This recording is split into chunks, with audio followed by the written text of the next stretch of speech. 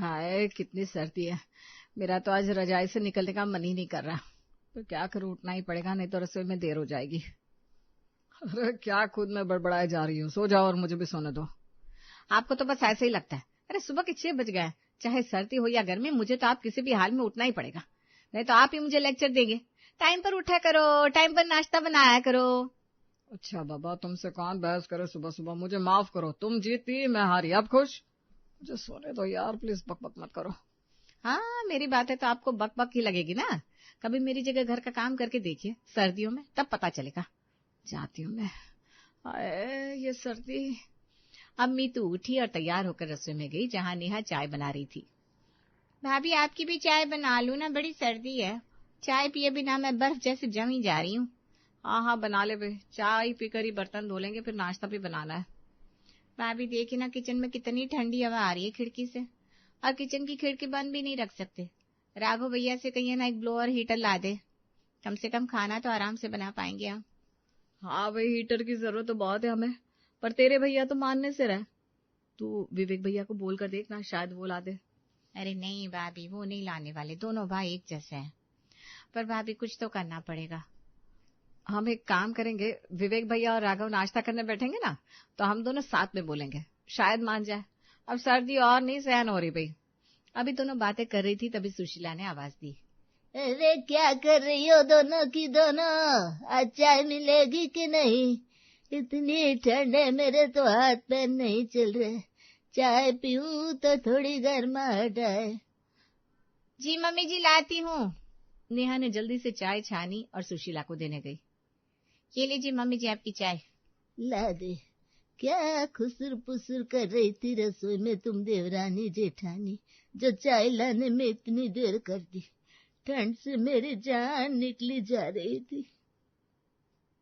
वही तो मम्मी जी, बस यही बात कर रहे थे हम दोनों, कितनी सर्दी है, और ऊपर से हमें रसोई का काम इतनी सर्दी में करना पड़ता है। अगर घर में एक हीटर आ जाए तो हम उसे रसोई में लगा ले और आराम से आप लोगों के लिए अच्छा अच्छा खाना बनाए। रसोई की खिड़की से कितनी ठंडी हवा आ रही है। मैं सब समझती हूँ, ये बात राघव और विवेक को समझानी पड़ेगी, तभी कुछ हो पाएगा।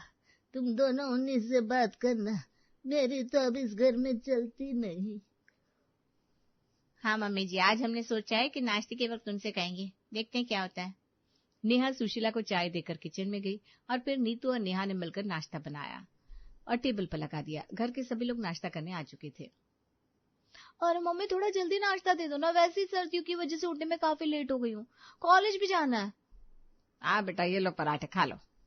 ये क्या बड़ी माँ, नाश्ते में बस पराठे बनाए? अरे सर्दियों का मौसम है, कुछ तो अच्छा नाश्ता बनाया करो। हाँ, मेरी फ्रेंड के घर पर तो अलग अलग तरह का नाश्ता बनता है, रोज रोज सर्दियों में मजा आता है। मम्मी आप हमारे लिए पिज्जा बना दो ना। अभी जो बनाए ना उसी से काम चलाओ, पिज्जा पिज्जा बाद में बना देंगे। अरे मम्मी ये पराठे ठंडे हो गए। इतनी ठंड में पराठे कितनी देर गरम रह सकते हैं? हाँ मम्मी, बात तो सही है, पर पराठे गर्म किए जा सकते हैं। मीतू, पराठे वापस गर्म करके ले आओ ना प्लीज।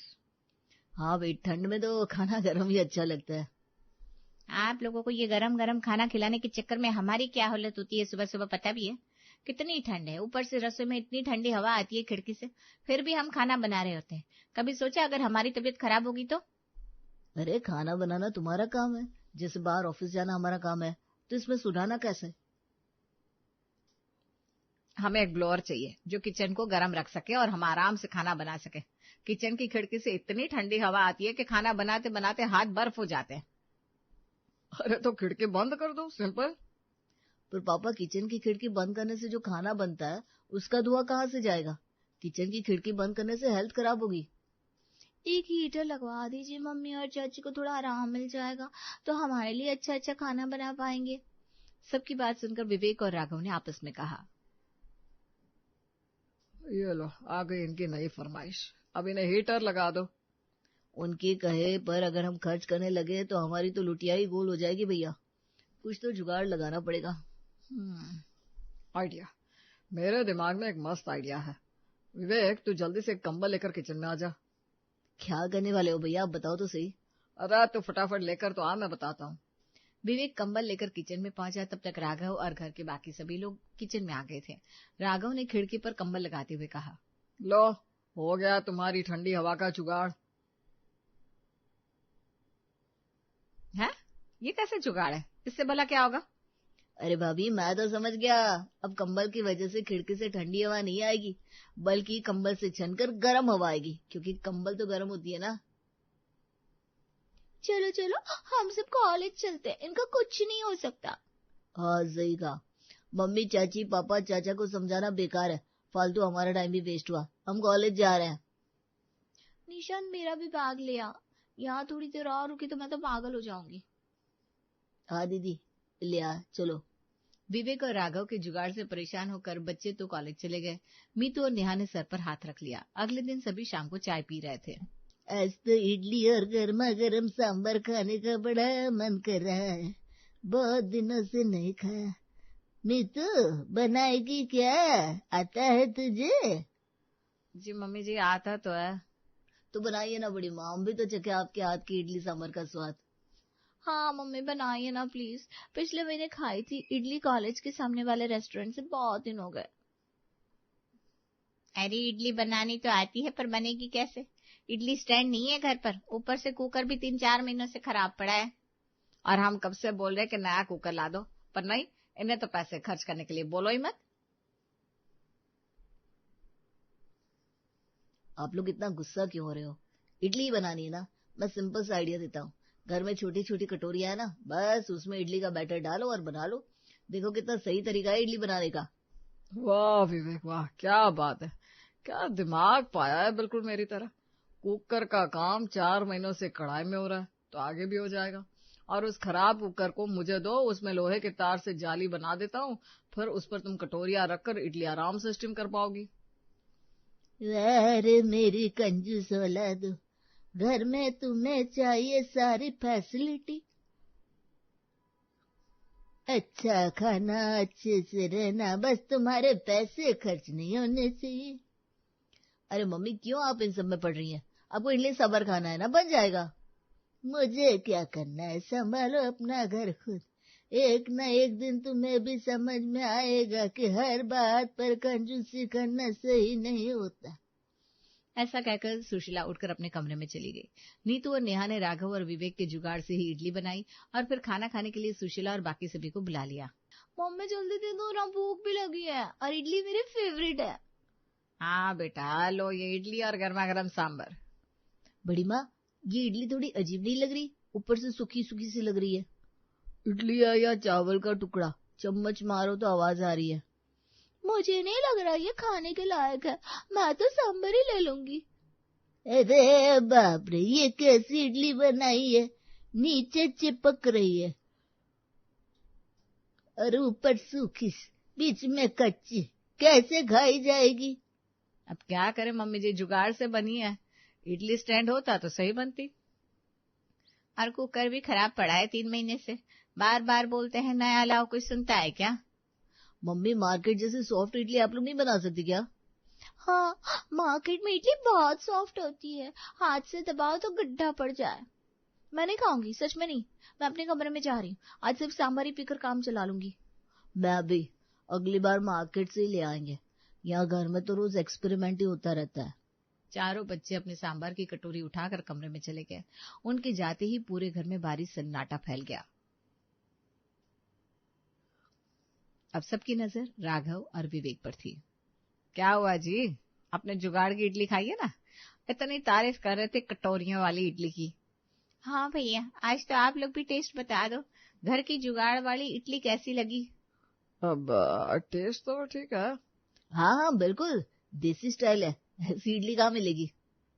पापा की बात मत सुनी मम्मी, टेस्ट ही नहीं है इसमें, ऐसी इडली दोबारा मत बनाना मम्मी। राघव और विवेक खाना खाकर चले गए। नेहा देखा, अपने जुगाड़ की वजह से कैसे चुपचाप खा रहे थे दोनों, क्योंकि ये आइडिया इन्हीं का था ना। किस मुंह से कुछ कहते? मैं तो कहती हूँ भाभी, इन दोनों भाइयों से बड़ा कंजूस कोई नहीं। इडली स्टैंड क्या होता है, 300-400 रुपए की चीज है, पर वो भी इनसे नहीं ले जाती। और कुकर 3 महीने से खराब पड़ा है, बोलते हैं जुगाड़ लगा लेंगे। हर चीज में जुगाड़, पर खर्च नहीं करना। 100 कंजूस मरे होंगे तब ये दोनों भाइयों ने जन्म लिया होगा। ठीक कहा भाभी। मीतू और नेहा ने आपस में बात की।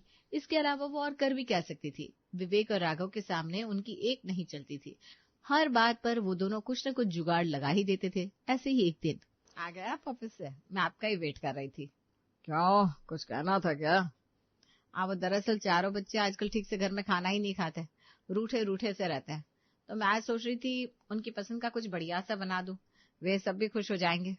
हाँ तो मैंने कहा मना किया है, बल्कि अच्छा है कुछ टेस्टी सा बनाओगी तो हम भी खा लेंगे। वैसे क्या बनाने की सोच रही हो?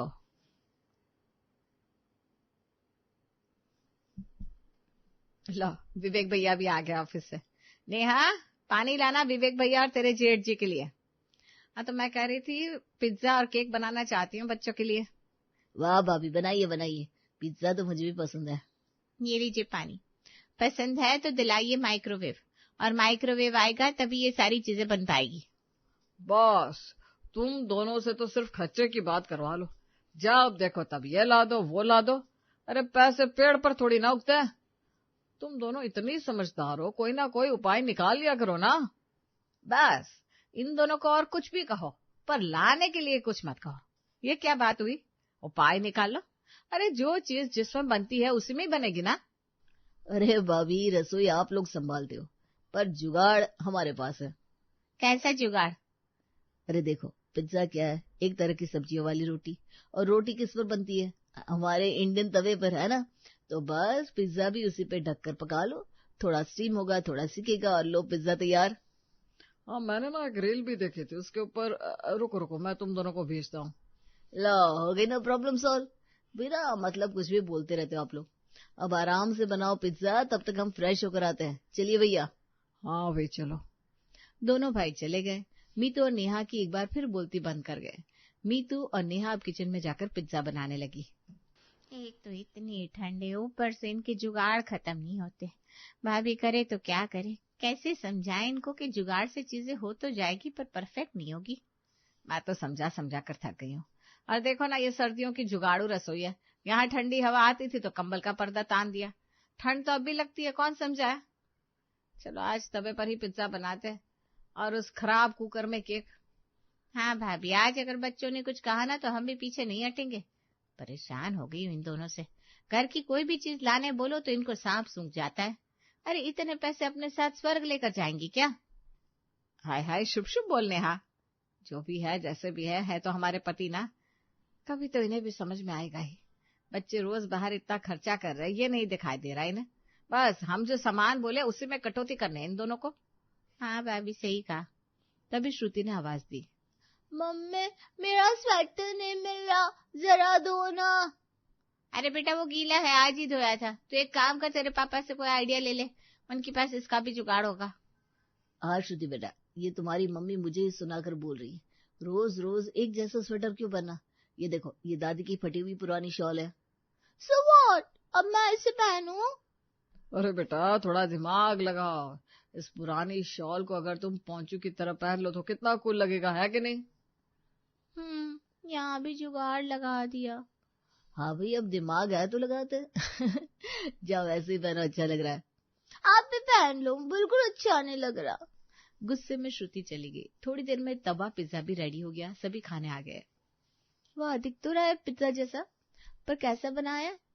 टेस्ट चेक करते हैं, फिर बात करेंगे। एक मिनट, ये इतनी आवाज क्यों कर रहा है? चम्मच लगती ही आवाज हो रही है। मम्मी, ये पिज्जा या किसी तवे पे सीमेंट डालकर सब्जियां और चीज लगा दिया। ऊपर चीज पिघलती हुई, नीचे पूरा पत्थर, क्या कॉम्बो है। जब आपके पास कोई फैसिलिटी नहीं है तो क्यों बनाते हो ये सब? अरे थोड़ा टेस्ट करके तो देखो, सब अच्छा ही बना है। टेस्ट? पहले दांत पचेंगे तब टेस्ट करेंगे ना मम्मी। सीरियसली, मैं इतना हार्ड क्रस्ट पिज्जा नहीं खाऊंगा। मेरा तो पूरा मूड ही खराब हो गया। मम्मी प्लीज ऐसी चीजें मत बनाया करो, हम बाहर ही खा लेंगे कुछ। चलो गाइस, हम प्लान बनाते हैं। घर का ये तवा स्पेशल जुगाड़ पिज्जा मैं नहीं खा रही हूँ, डोमिनोज चलते हो, क्या कहते हो? डन, मैं तो पहले से तैयार थी जाने को। डोमिनोज के पिज्जा की ना बात ही और है। हाँ, हम सब रेडी है दीदी, चलते हैं। चारों बच्चे उठे ही थे कि अचानक सुशीला ने चश्मा सीधा किया। अरे रुक जाओ बच्चों, मुझे कौन यहाँ छोड़ रहा है, मुझे भी ले चलो डोमिनोज।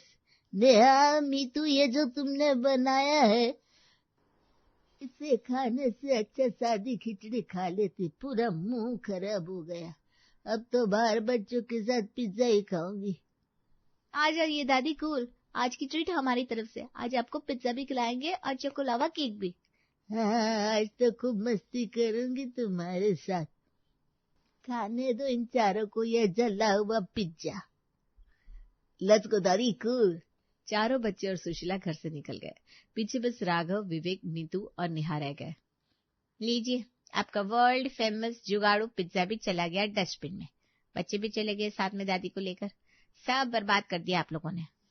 सबसे पहले तो ये दोनों साहब खाए ये पिज्जा, अपना बनाया मास्टर आइडिया वाले पिज्जा। कैसा टेस्ट लग रहा है जरा बताइए तो। थोड़ा क्रिस्प ज्यादा हो गया बस। क्रिस्प ज्यादा नहीं है, ये नीचे से हल्का जल गया है। हाँ, लेकिन फ्लेवर तो है ना कहीं, शायद थोड़ा ढूंढना पड़ेगा। फिल्टर है, ढूंढिए ढूंढिए। बच्चे बाहर जाकर पिज्जा खा रहे।